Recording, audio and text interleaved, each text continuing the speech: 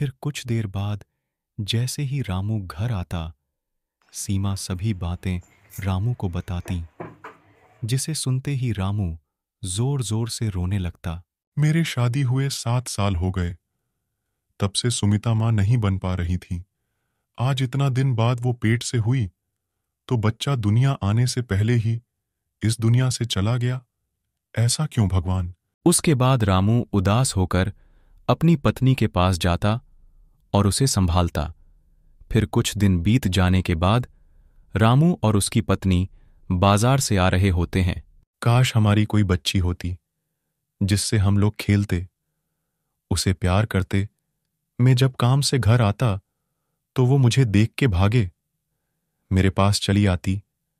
लेकिन हमारे नसीब में अब बच्चे का सुख ही नहीं है। तभी इनकी बातें एक नागिन सुन रही होती और बोलती, इन लोगों को बच्चे न होने से उन्हें बहुत कमी महसूस हो रही है, और मेरे माता पिता नहीं होने के कारण में भी उनकी कमी बहुत महसूस करती हूँ।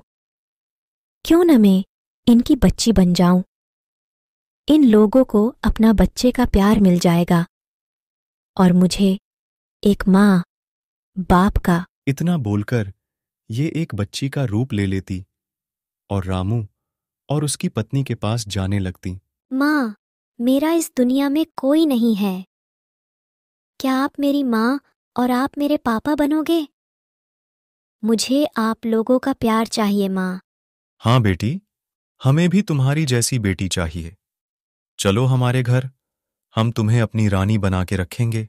इतना बोलकर रामू इस बच्ची को लेकर अपने घर की ओर जाने लगता। तभी उर्मिला इस बच्ची को देख के चौंक जाती और बोलती, अब ये बच्ची इसकी वारिश बनेगी। लगता है इसे भी ठिकाने लगाना होगा।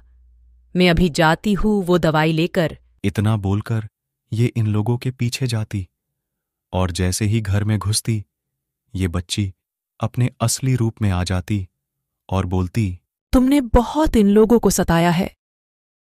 तुमने अपने स्वार्थ के चक्कर में अपनी सारी हदें पार कर दी।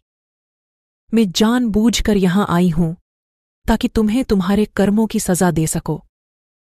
तुम जैसी औरत इस दुनिया में कलंक है, जो एक औरत होकर इतनी घटिया सोच लेकर दूसरों का घर बर्बाद कर दे। जिसके तुरंत बाद नागिन उर्मिला पर हमला कर देती और उसे जिंदा जलाकर भस्म कर देती, और रामू का सहारा बनकर ये हमेशा के लिए उसके साथ रहने लगती।